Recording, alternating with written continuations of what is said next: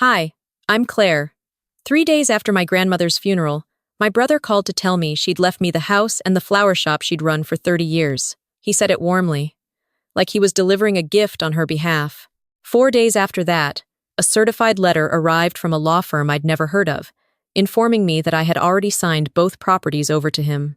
I didn't call him. I didn't text my mom. I didn't say a single word to anyone in that family for 48 hours. What happened after that changed everything I thought I knew about the people who raised me. I should start at the beginning, because the beginning matters. My grandmother's name was Rosie, and her flower shop sat on the corner of Elm and Whitfield in Clover, South Carolina, for 31 years. It was the kind of place that smelled like rain and gardenias regardless of the season, where she knew every customer's birthday and kept a handwritten ledger in blue ink, because she never trusted computers with what she called the real record. I spent summers there as a child, learning to wrap stems in brown paper, learning to read which flowers meant apology and which meant celebration. When she got sick 3 years ago, I was the one who moved back to Clover. Not my brother. Not my parents. Me. I rearranged my freelance work schedule. I picked up her prescriptions.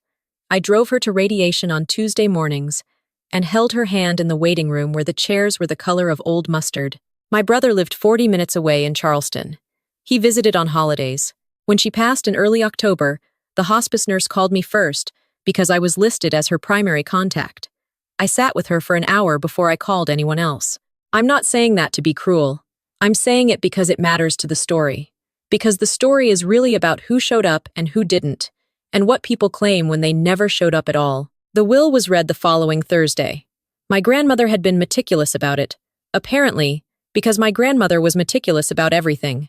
The flower shop went to me. The house on Birchwood Drive went to me. A savings account with just over $42,000 was to be split between her grandchildren, which meant my brother and me, $21,000 each.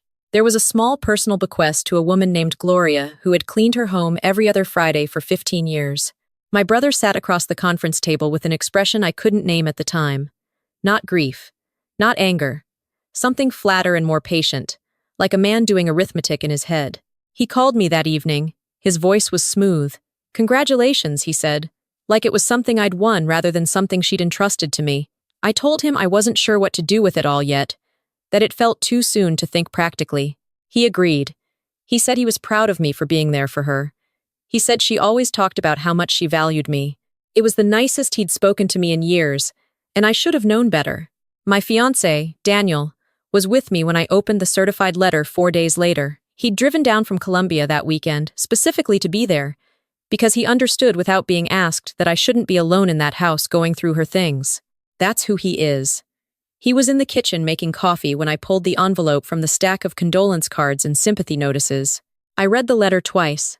Then I set it on the table without any expression and read it a third time. It stated, in formal language over 3 paragraphs, that on October 9th, 2 days after the funeral, I had signed a voluntary transfer of title for both the Birchwood Drive property and the commercial lease for the flower shop, reassigning full ownership to my brother.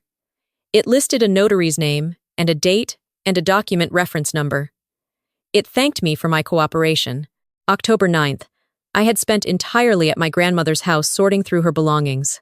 My brother had stopped by that afternoon, unannounced, with a box of pastries from a bakery in Charleston, and a manila envelope, he said, contained forms the estate attorney needed notarized. Routine paperwork, he said. Something about the tax basis on inherited property, and a spousal exemption his wife needed filed before the deadline. He was in a hurry. He'd left his reading glasses in the car. I glanced at the first page, saw language about property transfers and family estate classifications, and assumed he knew what he was talking about. He was 4 years older than me. He was the one who'd gone to law school for 2 years before switching to finance. I signed where he pointed. I had signed my grandmother's life work over to him in under 4 minutes while eating a croissant at her kitchen table. Daniel came in from the kitchen just as I was folding the letter back into the envelope. He saw my face before I said anything. He sat down across from me and said, "Tell me." So I did. He didn't tell me to calm down. He didn't say it was probably a misunderstanding. He said, quietly and without hesitation, "What do you need from me right now?" And that question steadied me more than any reassurance could have. I told him I needed to think before I acted. I needed to be sure I understood exactly what I was dealing with before I made a single call or sent a single message.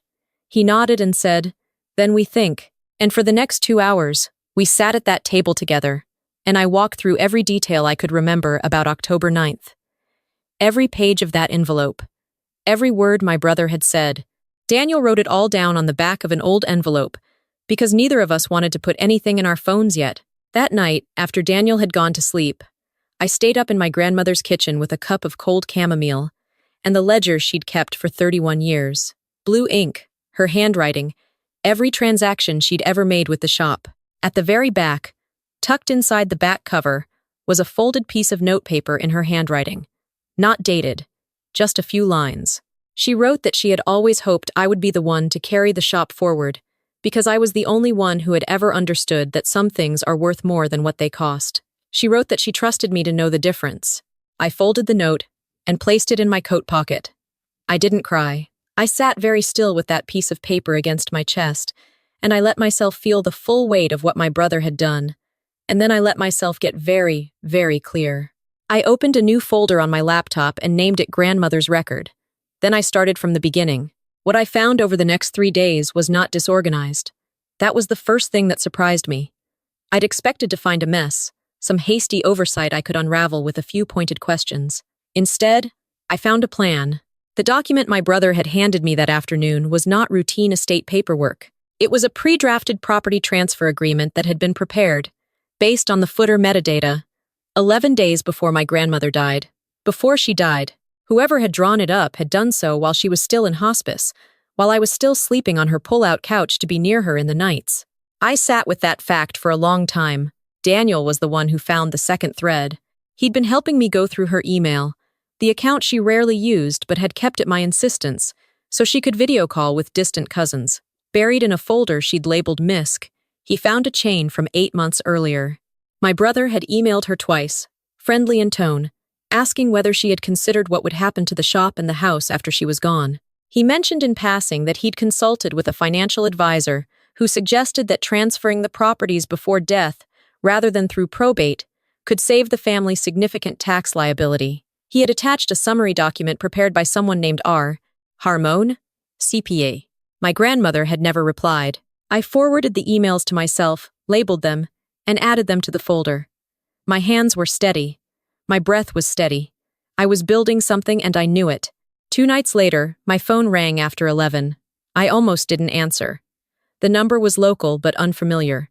The woman on the other end spoke quietly, like she was in a room where she didn't want to be overheard. She said her name was Patricia, and that she had worked as a bookkeeper for a small accounting firm in Clover for 9 years. She said the name R. Harmon, the firm my brother had referenced in the email to my grandmother, was the firm where she worked. She had seen a version of my story before, she said. Not exactly the same, but close enough that when a mutual acquaintance mentioned my name in passing last week, she had spent 3 days deciding whether to call. She said she had prepared the summary document my brother sent to my grandmother. She said she had been told at the time that the property owner had been fully informed and had verbally agreed to the arrangement. She said she had believed that. And then she said, "I've been doing this long enough to know when I was used, and I think I was used. If you want to talk, I'm willing to talk." I took her number. I thanked her without saying too much. After I hung up, I stood at my grandmother's kitchen window and looked out at the dark yard where her rose garden had gone dormant for winter. The bare canes looked like wires in the porch light. The next morning, I called the estate attorney who had handled the will reading. I was professional and direct. I told her I had reason to believe a document I'd signed on October 9th had been misrepresented to me at the time of signing, and that I would like to discuss the legal implications. She asked me to come in.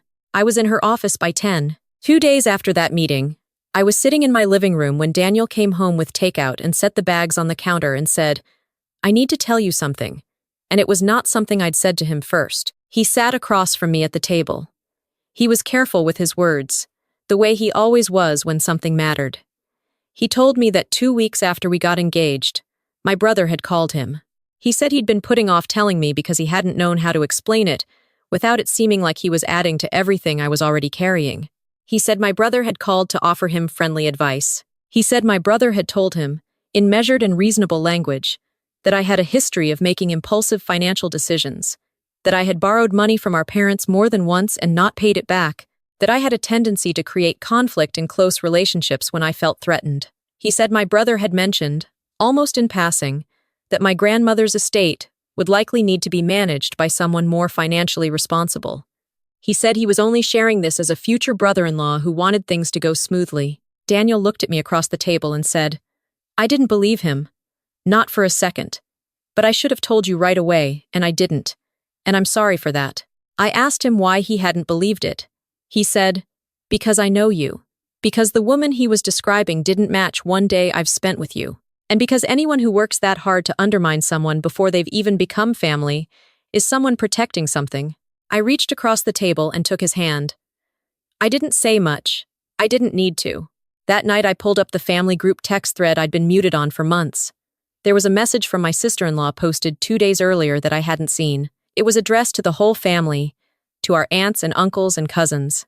She wrote that she was reaching out with a heavy heart because she wanted people to understand the full picture. She wrote that the dispute over my grandmother's estate had been painful for everyone, but especially for my brother, who had spent years quietly supporting the family while others, and there was no name but everyone would know, had positioned themselves as caregivers, while actually undermining the estate's long-term stability. She wrote that certain members of the family had a pattern of emotional volatility that made collaborative decisions difficult. She asked for privacy and grace. My uncle had replied with a praying hands emoji. My aunt had written, "We love you both. Stay strong." I took a screenshot of every message in that thread. I saved them to the folder. I didn't post anything. I didn't respond. I didn't call my mom, who I knew had seen the message and had not said a word to me. I made tea, I let the quiet of my grandmother's house settle around me, and I thought about everything I still needed to do. The following Tuesday, I received a call from my mom. Her voice was careful, practiced. She said she had been trying to stay out of it, that she didn't want to take sides. She said she hoped I understood that my brother had the family's best interests at heart. She said sometimes people show love in ways that look different than we expect. I asked her one question. I asked her if she had known about the document before October 9th. There was a pause that lasted long enough to answer itself. She said, "Sweetheart, things are complicated in families." I said, "I know." And I said goodbye. I sat with that call for a long time, not because it surprised me, because it confirmed something I had been trying not to confirm. This wasn't just my brother acting alone. This was a decision that had been made around me, without me, by people who had looked at me my entire life and concluded I was the one who could be moved out of the way without too much consequence. I thought about all the small moments that had preceded this one, the way my mom had always described my brother to strangers first, as though I was an afterthought in the introduction, the way family money conversations always happened in rooms I wasn't in. The way my grandmother had been the only one who ever said my name like it meant something specific to her. I thought about all the years I had stayed quiet at the dinner table, because fighting back felt like it cost more than it was worth. I thought about how wrong I had been about that math. My attorney filed the formal complaint on a Wednesday morning. Misrepresentation of a legal document, undue influence, breach of fiduciary responsibility under the estate. She had been thorough and she was ready. And when we walked into the county courthouse that morning, I wore a dark green blouse and low heels, and I carried a folder with every document I had collected since October 9th. My brother was already there with his attorney when we arrived. My sister-in-law sat in the gallery, arms folded, jaw set. She looked at me when I walked in, and I looked back at her without any particular expression. Patricia, the bookkeeper, had provided a notarized statement. She confirmed that the summary document prepared under R. Harmon's name had been presented to her as a pre-approved arrangement, and that the property owner had never been directly consulted. She confirmed the dates. She confirmed the instructions she'd been given. Her statement was 4 pages long, and it was clean and specific. The estate attorney who had handled the will testified that no voluntary transfer of title had been disclosed to her office prior to the will reading, which was irregular and concerning given that both properties had been named in the primary bequest. My attorney presented the email chain from 8 months before my grandmother's death. She presented the metadata on the transfer document, showing it had been prepared 11 days before she passed. She presented the record of every transaction between my personal account and the flower shop's operating account over the past 3 years, showing the 112 hours of payroll I had personally covered during the months when the shop ran short, while my grandmother was in treatment. My brother's attorney argued, that I had signed the document of my own free will. My attorney asked when I had been provided the document in advance for review. There was no answer to that, because the answer was that I hadn't been. The judge was a man in his late 60s, with a very slow way of speaking that made everything feel more deliberate than the moment required. He said he found the timeline of the transfer documents preparation troubling. He said voluntary consent required meaningful opportunity for comprehension. He said the matter would require a full evidentiary hearing in 30 days, and that pending that hearing, all transfers of title were frozen, and a temporary trustee would be appointed to oversee the flower shop's operations. When we stepped into the hallway after, my brother walked past me without speaking. My sister-in-law put her hand on his arm and steered him toward the exit. My mom, who had slipped in sometime during the hearing and sat in the back row, met my eyes briefly before looking away. Daniel was waiting in the hallway. He had taken the day off work to be there, even though I hadn't asked him to. He looked at my face and said, "How are you feeling?" And I thought about the question for a moment before I answered. I told him I felt like something that had been wound very tight for a very long time had finally been allowed to relax, even just by 1 degree. He put his arm around my shoulder, and we walked out into a gray November morning together. And for the first time in weeks, I felt like I could breathe all the way to the bottom of my lungs. The evidentiary hearing happened on a Thursday in early December. It was quieter than the first appearance. There were no galleries, just 2 sides of a conference table in a judicial mediator's office, and a court reporter in the corner. My brother's attorney made 3 arguments, all of which my attorney had anticipated. By the end of the second hour, the mediator said she had seen enough to recommend full reversal of the title transfers and restitution of legal fees. It wasn't dramatic. There was no moment of slamming papers on a table, or raised voices, or anyone dissolving into tears. It was just 2 attorneys acknowledging the weight of the evidence and a mediator documenting what both parties would now be required to do. I called Daniel from the parking lot before I drove home. He answered on the first ring. A week after the hearing, I received a formal letter from my brother's attorney confirming the reversal of both title transfers. Inside the envelope, tucked behind the legal correspondence, was a personal check made out in my name. The memo line read Estate Settlement Rosie's Shop. The amount was $27,000, which was not a figure that appeared anywhere in the mediator's recommendation. He had calculated it on his own. I held the check for a long time. I thought about cashing it, about what my grandmother would have said about it, about whether accepting money from someone who had done what he did was a kind of endorsement. I put it in the metal lockbox where I kept important documents. Not framed, not cashed, just held onto, because someday I might want proof that he understood exactly what he had taken and had tried, in his particular way, to put a number on it. The flower shop reopened under my name in the first week of January. I kept the same hours my grandmother had kept. I kept the blue ink ledger, starting a new volume, but matching her handwriting as closely as I could in the column headers. I kept the sign she had hung above the register in 1994. The one that read flowers, remember what words forget. Gloria, who had cleaned my grandmother's home every other Friday for 15 years, came to the reopening with a potted orchid. She told me she had known my grandmother for 22 years, and that she used to say I had her eyes. Not the color, she said. The way I looked at things, I thought about my grandmother every day that first month, about the note tucked in the back of the ledger, about what it means to be trusted with something, not because you're the most powerful or the loudest or the one most willing to maneuver in the dark, but because you showed up, and you stayed, and you understood that the work itself was worth respecting. I thought about my mom, who had chosen a careful silence at a moment that required something else. I didn't call her for a long time, not out of punishment, out of a need to figure out what kind of relationship we could build going forward, one in which I didn't have to perform smallness to keep the peace. I didn't have an answer for that yet, and I decided it was all right not to have one. My brother and I have not spoken since the courthouse hallway. That silence doesn't feel like loss anymore. It feels like the truth of something that was always there, finally allowed to be what it was. Daniel and I set a date for our wedding in April.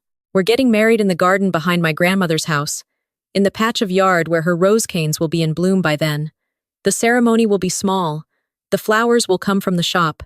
Some people in town had heard parts of the story, the way word moves in a place like Clover. A few people asked questions I didn't feel obligated to answer. A few people made assumptions I let stand, because correcting them would have required energy I'd rather spend somewhere else. Mostly I just kept working, kept wrapping stems in brown paper, kept reading the ledger, and learning the rhythms of what my grandmother had built. One morning in February, a woman came into the shop who I didn't recognize. She said she had driven from 2 towns over because she'd heard I was the new owner, and she'd been a customer of my grandmother's for 20 years, and she wanted to see what I'd done with the place. She looked around for a long time without saying anything. She ran her fingers along the edge of the wooden display table. She looked at the sign above the register. Then she looked at me and said, she would have liked this.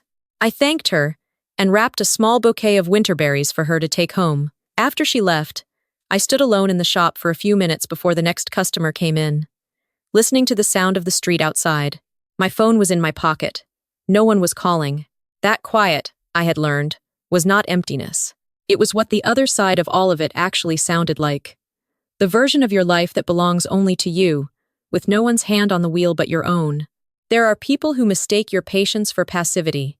They see you hold your tongue, and they decide you're someone who can be moved without friction, repositioned without consequence. They count on the fact that you love them, that love will make you second-guess yourself, will make you hesitate just long enough for them to finish what they started. What they don't account for is the moment you stop needing their version of you to be true. I'm still figuring out what it means to run a flower shop, what it means to carry something forward rather than just receive it. I'm still learning the vendors, still memorizing the seasonal rhythms, still reading my grandmother's notes in the margins of old order forms. Some days are difficult in quiet, ordinary ways. Some days feel like a conversation with her that I wasn't expecting to keep having. But most mornings I unlock that door, and I smell the gardenias and the cool green smell of the cooler.